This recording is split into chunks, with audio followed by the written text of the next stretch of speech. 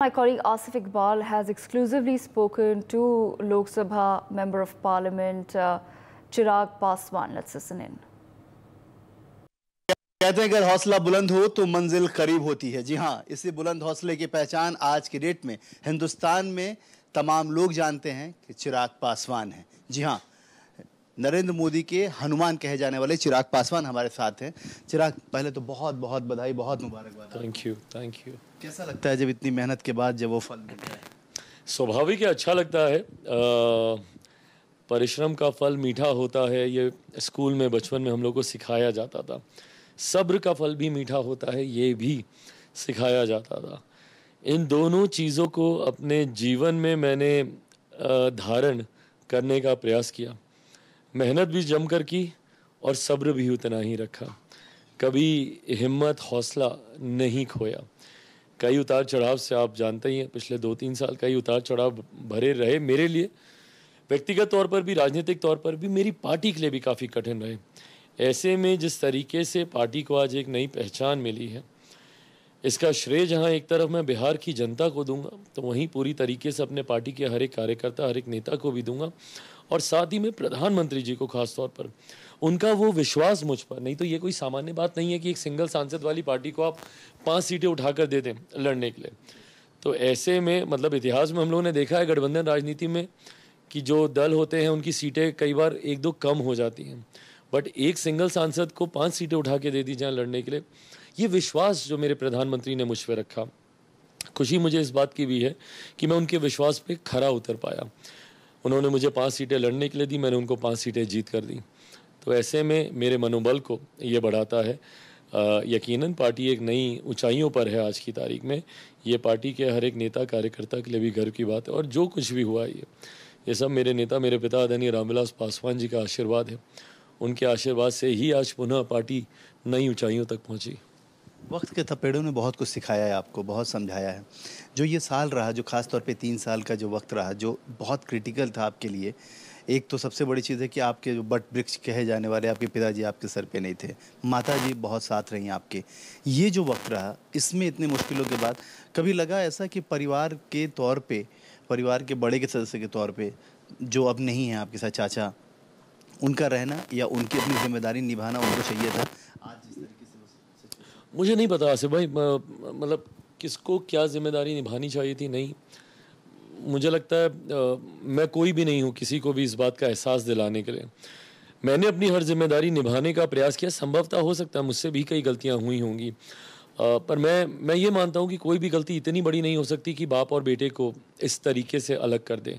मैं अगर उनका अपना सगा बेटा होता, क्या तब भी वो मेरे साथ ऐसा ही करते? ये सवाल बार बार मेरे मन में कौंधता है। बट बहरहाल अब बहुत परिस्थितियां बदल गई हैं, मैं बहुत आगे निकल गया हूं, वो मुझसे बहुत दूर जा चुके हैं। व्यक्ति इसलिए था क्योंकि मैं भी बिहार घूम के आया, वहाँ देखा मैंने कि तमाम चीज़ों के बाद आपने आज तक कभी भी कोई कटु वचन नहीं बोला। लेकिन जिस तरीके से मैंने हाजीपुर में देखा, खगड़िया में देखा, समस्तीपुर में देखा कि उनके लोग मतलब खिलाफ में, मैं ये कह सकता हूँ क्योंकि मेरे पास तो बहुत सारे विजुअल है कि वो लोग खिलाफ में प्रचार करते नजर आए। तो इसको कैसे देख रहे हैं आप, और उसके बावजूद एनडीए में होने के बाद? नहीं, बिल्कुल, और ये गठबंधन धर्म की मर्यादा के खिलाफ है। मेरे व्यक्तिगत संबंध क्या हैं, कैसे हैं, वो अभी एक अलग विषय है। पर राजनीतिक परिस्थिति में, परिप्रेक्ष्य में अगर आप देखिए तो वो अपने आप को एनडीए का एलाई बोलते हैं और कहते हैं कि हम ईमानदारी से हम एनडीए के साथ हैं, जबकि उन्होंने और उनकी पार्टी ने पूरा प्रयास किया मेरे तमाम सांसदों को हरवाने का, और तो और एनडीए के भी कई सांसदों को, मैं नाम लेके बोलता हूँ, नित्यानंद राय जी को हरवाने का पूरा प्रयास इनकी पार्टी के नेताओं के द्वारा किया गया। तो ऐसे में ये किसी ईमानदार सहयोगी की भूमिका तो कतई नहीं है। ऐसे में ऐसे लोगों को एनडीए में एनडीए का हिस्सा अब ये लोग कभी हो भी नहीं सकता। अब एनडीए की बात कर लेकर तो आज जो 2 तस्वीरें बहुत ज़्यादा वायरल हैं, एक तो आप जब कंगना रनावत, क्योंकि वो तीसरे टर्म में जब आप पहुंच रहे हैं वो फर्स्ट टर्म में है, जबकि शुरुआती फिल्मी कैरियर भी आपने स्टार्ट किया था, उनके साथ फर्स्ट मूवी आई थी, एक एहसास हो रहा आज मिलने का। दूसरा, वो प्रधानमंत्री के साथ गले मिलकर आपने कहा क्या, जो प्रधानमंत्री ने आपको बहुत ही... मैंने उनसे कुछ नहीं कहा, बट उन्होंने बहुत खूबसूरती से और बहुत प्यार से, उन्होंने, मुझे नहीं पता था कि वो मुझे ऐसे गले लगाएंगे। मैं उनके पास गया और उनका अभिनंदन कर रहा था, पहुँच होने का प्रयास कर रहा था। उन्होंने मेरा हाथ पकड़ के जिस तरीके से और बहुत प्यार से, बेटा बहुत बढ़िया रहा।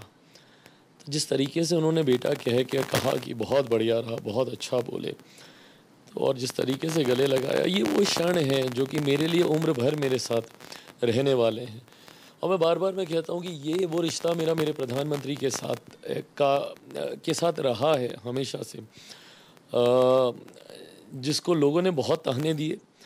मेरे कठिन समय में बहुत इसको लेकर तंज मुझ पे कसे जाते थे, पर इसकी मर्यादा उन्होंने भी हमेशा बनाए रखी, मैंने भी हमेशा बनाए रखी, और ये बहुत खूबसूरत रिश्ता है हम दोनों का। आपको लगता है कि अब जो सरकार बन रही है, क्योंकि पहली बार तीसरे टर्म में पहली बार एनडीए की सरकार बन रही है, तो तरह तरह के सवाल खड़े हो रहे हैं। इकलौते आप थे जो रिजल्ट होने के जैसे ही रिजल्ट की घोषणा हुई, सबसे पहले आपने ट्वीट करके ये कहा कि मैं एनडीए के साथ हूँ, मैं अपने प्रधानमंत्री के साथ हूँ, मैं अपने राम के साथ हूँ, मैं हनुमान की भूमिका में निभा रहा हूँ। तो अभी भी क्या, क्योंकि वो घटना हुए 24 घंटे बदल चुके, पूरी स्थिति अब जाके साफ हुई है कि इक्वेशन में क्या क्या स्थिति है, 240 पे वो रुक गए, तो क्या अभी कोई बातचीत ऐसी या कुछ ऐसा डिमांड, क्योंकि लगातार लोग इस तरह की कोई डिमांड नहीं है भाई, और मैं तो कहता ही हूँ कि मैं बहुत नाशुक्रा होऊंगा अगर इसके बाद भी मैं कोई डिमांड रखूँ। बिना मांगे मेरे प्रधानमंत्री ने मुझे, मेरी पार्टी को इतना सम्मान दिया। मैं दोहराता हूँ, एक सिंगल सांसद की पार्टी को 5 सीटें लड़ने को मिले। मुझे नहीं लगता कि गठबंधन राजनीति के इतिहास में कभी भी ऐसा हुआ होगा। इसका कोई दूसरा उदाहरण मुझे नहीं लगता राजनीतिक इतिहास में कभी भी रहा होगा, भारत की राजनीतिक इतिहास में, कि एक सिंगल सांसद की पार्टी हो और उसको आप उठाकर 5 सीटें दे दें। तो ऐसे में मेरे प्रधानमंत्री जी ने मुझे बिना मांगे ही सब कुछ दिया है। कोई लालसा अब बची नहीं है, बट हाँ, ये समर्पण मेरे प्रधानमंत्री के प्रति ज़रूर है। जो मैंने ट्वीट भी किया, मुझे नहीं भी करने की ज़रूरत थी, क्योंकि हर कोई मेरे उस समर्पण भाव को समझता है। बट हाँ, कुछ लोग उस बीच में भ्रम फैलाने का प्रयास कर रहे थे। कोई बाएं जाएगा, कोई दाएं जाएगा, ऐसा कियास विपक्ष के नेता, विपक्षी दल करने का प्रयास कर रहे थे। कॉल आया था कि नहीं इंडिया गठबंधन की तरफ से या किसी भी के, क्योंकि माना ये जा रहा था, क्योंकि जब सबसे पहले अगर रिजल्ट की बात करें, 100% रिजल्ट की बात करें, तो वो आपके पास था। आपके बाद सभी का रिजल्ट अनाउंसमेंट हुआ कि किसी को 12 हुआ, किसी का, चाहे नीतीश जी की बात करें या टीडीपी की बात करें उसके बाद, लेकिन सबसे पहले आपका रिजल्ट घोषित हुआ कि 5 आप लोगों ने जीत। तो क्या आपको इंडिया गठबंधन के लोगों ने अप्रोच किया? हर कोई मेरा समर्पण भाव मेरे प्रधानमंत्री के प्रति जानता है। ऐसे में मुझे नहीं लगता कि कोई ऐसा प्रयास करने का सोचेगा भी। तो आपको अब लगता है कि अब कोई ज़रूरत नहीं है किसी मंत्री पद की, किसी भी चीज़ की लालसा नहीं है, क्योंकि आप बार बार कहते हैं कि मुझे किसी चीज़ की लालसा नहीं है। और मुझे हकीकत में नहीं है। देखिए, मेरा एक लक्ष्य है, बिहार फर्स्ट, बिहारी फर्स्ट। बिहार के लिए समर्पित हूँ। बिहार को एक विकसित राज्य बनाना चाहता हूँ, उस दिशा में मैं काम करना चाहता हूँ, और उसी दिशा में मैं आगे बढ़ भी रहा हूँ। और मैं मानता हूँ कि मेरे प्रदेश को एक विकसित राज्य बनाने की क्षमता किसी में है तो मेरे प्रधानमंत्री जी में ही है।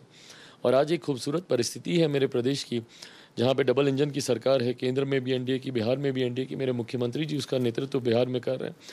तो ऐसे में हम लोग बिहार को विकसित राज्य की दिशा की ओर लेकर जाएं, ये इसके लिए मैं ज़रूर प्रतिबद्ध हूँ और उसके लिए मैं ज़रूर कार्य करता हूँ। अपोजिशन के कुछ लीडर्स का ये बयान है कि चिराग जी हमेशा कहते रहे बिहार फर्स्ट, बिहारी फर्स्ट की वो लड़ाई लड़ते रहे। पिछले विधानसभा में उन्होंने बहुत ज़मीन पे तमाम चीज़ें की हैं।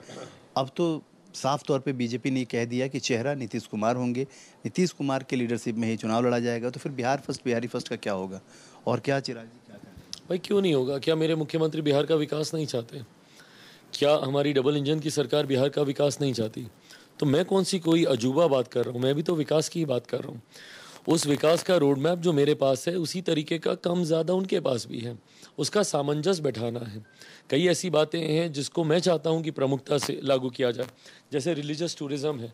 आपको रेवेन्यू जनरेट करना होगा, रेवेन्यू जनरेशन के लिए आपको बिहार में काम करना होगा। वो आप इंडस्ट्री के माध्यम से कीजिए, वो आप टूरिज़्म को प्रमोट कर कीजिए, वो आप इंफ्रास्ट्रक्चर को बढ़ाकर कीजिए, या अपने स्टूडेंट्स को अपने ही राज्य में रिटेन कर कीजिए। जो हम लोग हज़ारों करोड़ की फीस जो हम लोग दूसरे राज्यों में देते हैं, उनको रिटेन कर कीजिए, किसी भी माध्यम से कीजिए, वो रेवेन्यू जनरेट। आपने शायद एक रिलीजियस कुछ आपने एक काम किया था जिसको लेकर बहुत चर्चा थी, क्योंकि ऐसे भी वो बौद्ध सर्किट के बहुत लोग वहाँ पे महावीर और बौद्ध को मानने वाले लोग हैं। आपने वहाँ क्या किया था जिसको आपने अपने लछवाड़ भगवान महावीर की जन्मस्थली मानी जाती है, जो कि मेरे ही लोकसभा अब मेरे पूर्व लोकसभा क्षेत्र में जमुई में वो आती है। और उस वक्त एक अफसोसजनक एक घटना घटी थी। भगवान महावीर की वहाँ पे 2600 साल पुरानी एक प्रतिमा है, और कहा जाता है कि उस प्रतिमा को उनके भाई नंदीवर्धन जी ने ही वहाँ पे स्थापित किया था। और ऐसे में वो प्रतिमा 2016 की ये बात है, चोरी हो गई थी। और चोरी होने के बाद इस विषय को मैंने संसद में भी उठाने का काम किया और उस वक्त के गृह मंत्री और मौजूदा तत्कालीन रक्षा मंत्री आदरणीय राजनाथ सिंह जी से मैंने मुलाकात कर प्रयास किया कि वो जल्द से जल्द मिले। सौभाग्य से एक हफ्ते के भीतर वो प्रतिमा मिली भी। पर ऐसे में जितने भी जैन समुदाय के लोग हैं वो इस बात को लेकर काफ़ी चिंतित थे और वो मेरे संपर्क में आए। और जब वो मेरे संपर्क में आए तो मैंने उनसे आग्रह किया कि भाई आपके प्रभु हैं, आपके भगवान हैं, ऐसे में इनको अगर आप एक खूबसूरत मंदिर में रखेंगे, देश दुनिया से लोग जो आस्था रखते हैं वो आना चाहते हैं, पर व्यवस्था अगर थोड़ी बेहतर, प्रशासन की मदद मैं आपको करवा के दूंगा, आप लोग अपनी लागत से इसको जितना बेहतर कर सकें करने का प्रयास करें। और आज भाई मैं कहना चाहूँगा कि आप उस मंदिर को देखेंगे, मुझे लगता है दुनिया के सबसे खूबसूरत मंदिरों में से एक है। आप अगर गूगल मैप पे भी जाएंगे तो उसमें भी वो अंकित है, भगवान महावीर लछवाड़ मंदिर के नाम से आप उसको खोज सकते हैं। और मुझे लगता है सबसे खूबसूरत मंदिरों में से एक है। और उसको जब से ये नए मंदिर का निर्माण हुआ है, वहाँ पे श्रद्धालुओं की तादाद इतनी ज़्यादा बढ़ गई है कि वो एरिया पूरा सेल्फ सस्टेनेबल होने लग गया है। वहीं पे अब 108 बेड का एक हॉस्पिटल आ गया है, अगल बगल में छोटे छोटे MNCs आ रहे हैं, छोटे छोटे रिजॉर्ट्स, होटल्स ये खुलने लगे हैं। तो धीरे धीरे वो लछवाड़ का पूरा एरिया विकसित होने लगा है। इसे में ही मैं मानता हूँ क्योंकि हमारा प्रदेश अनंत संभावनाओं से भरा हुआ है। गुरु गोविंद सिंह जी की धरती है वो, गौतम बुद्ध की धरती है वो, भगवान महावीर का मैंने जिक्र किया। ऐसे में ही वैशाली में भी हम लोग ये कार्य कर सकते हैं। और सबसे बड़ी बात, माता सीता की धरती है वो। अगर अयोध्या में इतने भव्य राम मंदिर का निर्माण हो सकता है तो मेरी माता सीता का भी उतना ही भव्य मंदिर बनना चाहिए। आस्था को सम्मान देना एक बात है, बट सोचिए जितने श्रद्धालु आएंगे देश दुनिया से, कितना रेवेन्यू जनरेट होगा, राजस्व कितना बढ़ेगा और उस क्षेत्र का कितना आर्थिक विकास होगा। आपका एक बहुत कीमती वक्त है, बहुत ज़्यादा वक्त नहीं लूँगा। सिर्फ ये जानना चाह रहा हूँ कि इतिहास बनने जा रहा है। पंडित जवाहरलाल नेहरू के बाद दूसरे प्रधानमंत्री होंगे नरेंद्र मोदी, जो तीसरी बार शपथ लेंगे लगातार। उन्होंने कहा कि जो थंपिंग मेजॉरिटी है मैं उसकी बहुत इज्जत करता हूँ। प्रारूप क्या रहेगा इस बार, आपको क्या लगता है? क्योंकि इतिहास का गवाह होना एक अपने आप में बहुत बड़ी बात है। आप तो 2 टर्म से ऑलरेडी MP हैं, तीसरी बार अब फिर आप भी MP हो रहे हैं। जितनी बार प्रधानमंत्री होंगे उतनी बार आप होंगे, तो इस बार क्या प्रारूप रहेगा? मुझे लगता है इस टर्म के सांसदों के लिए ये बहुत खूबसूरत परिदृश्य होने जा रहा है, जहाँ हम लोग इतिहास के साक्षी बनने जा रहे हैं। देश के ही नहीं, मुझे लगता है दुनिया के इतिहास में भी अगर आप टटोलें तो महज शायद तीसरी बार या ये ऐसी घटना होने जा रही है जहाँ पे एक गठबंधन या किसी एक ही सरकार के प्रधानमंत्री तीसरी बार प्रधानमंत्री पद की शपथ लगातार रिपीटेडली लेने जा रहे हैं। तो ऐसे में ऐसे पल का साक्षी बनना अपने में एक बहुत खूबसूरत लम्हा है। और मैं मानता हूँ प्रधानमंत्री जी का तीसरी बार देश का प्रधानमंत्री बनना ज़रूरी है। जहाँ इतिहास में ये बातें दर्ज होंगी, वहीं इतिहास इस बात को भी दर्ज करेगा कि तीसरी बार जब वो प्रधानमंत्री बने तो उन्होंने देश की अर्थव्यवस्था को दुनिया की तीसरी सबसे बड़ी अर्थव्यवस्था बनाया। उन्होंने वो रोड मैप तैयार किया जिसकी बुनियाद पर 2047 में हम लोग भारत को एक विकसित देश बनता हुआ हम लोग देखेंगे। मुझे लगता है ये 5 साल बहुत महत्वपूर्ण होने वाले हैं भारत के न सिर्फ राजनीतिक इतिहास में बल्कि भारत के स्वर्णिम काल के तौर पर इन 5 सालों को मुझे लगता है इतिहास अंकित करेगा। और प्रधानमंत्री जी जल्द तीसरी बार शपथ लें, इस बात का उत्साह हम सब लोगों में है। अपोजिशन कह रहा है कि 1 साल के अंदर मध्यावधि चुनाव होने वाले। मेरे प्रधानमंत्री जी ने आज इस बात का जवाब दिया। कुछ लोग सर्कुलेशन में बने रहने के लिए, अपने लोगों को झांसे में फंसाए रखने के लिए इस तरीके की बातें करते हैं। ये वही लोग हैं जो कहते थे कि बिहार चौंकाने वाला रिजल्ट देगा, कौन चौंका पता चल गया उनको। ये वही लोग हैं जो हमारे हारने की मुबारकबाद हमको देते थे परिणामों से पहले। तो ये वो लोग हैं जिनको राजनीति अभी तक समझ नहीं पाए हैं। नादानी में कई ऐसी बातें ये लोग बोलते हैं। कांग्रेस की अगर आप बात कीजिए जो 3 डिजिट तक नहीं पहुँच पाई, प्रधानमंत्री जी ने बताया ही कि 2014-19 मिला भी दीजिए तब भी हम लोगों से पीछे हैं ये लोग। तो इन लोगों की ऐसे बातें करने का कोई माने नहीं है। आखिरी सवाल आपसे, जो ये बट वृक्ष हैं इनके बारे में पूरे हिंदुस्तान के लोग मानते हैं, जानते हैं, समझते हैं। लोगों की आशा है, मैं आप क्या सोचते हैं? आप तो बेटे हैं इसलिए कि लोगों की आशाएं हैं, उम्मीदें हैं कि इस बार जब आप आए हैं बहुत मजबूती से सरकार में भी आप रहेंगे।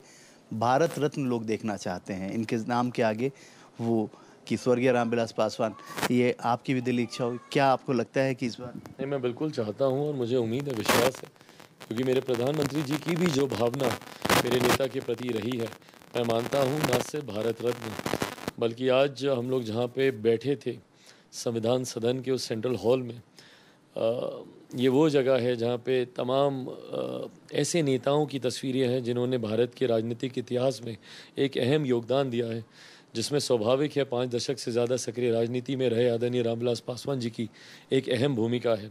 तो मैं ज़रूर चाहता हूँ कि उनकी तस्वीर भी वहाँ पर हो और भारत रत्न से उन्हें सम्मानित किया जाए। पहली बार उनके बिना चुनाव मतलब कैसा रहा पूरा, अगर चंद शब्दों में? मतलब स्वाभाविक है, कठिन था, उनके मार्गदर्शन की कमी महसूस होती है, होती रहेगी, उस कमी को कोई भर नहीं सकता। बट हाँ, हिम्मत भी उन्होंने ही दी, ताकत भी उन्होंने ही दी, ना सिर्फ चुनाव लड़ने की, चुनाव जीतने की, और यहाँ तक पहुँचा हूँ तो सिर्फ उन्हीं के ही आशीर्वाद से यहाँ तक पहुँचा हूँ। ऑल द बेस्ट चिराग, कि और चीज़ें बढ़ती जाए। ये चिराग कई आंधियों पर भारी पड़े, ये फर्स्ट डे उन्होंने ये कहा था कि ये चिराग कई आंधियों पे भारी पड़ेगा। अब लगता है कि ये आंधियाँ बुझा तो नहीं पाई इस चिराग को, इसकी लौ और मजबूती हुई है और ऐसे ही रहेगी। बहुत बहुत शुक्रिया। साफ तौर पे जो चिराग ने कहा था, चिराग ने शुरुआत की थी, वही बात है कि ये चिराग कई आंधियों पे भारी पड़ने वाला है, और वो भी अपने काम, अपने कर्तव्य, अपने कार्यों की वजह से। कैमरामैन नरेश के साथ Asif Iqbal, India news, Delhi. For more such videos, subscribe to the NewsX YouTube channel, hit the bell icon.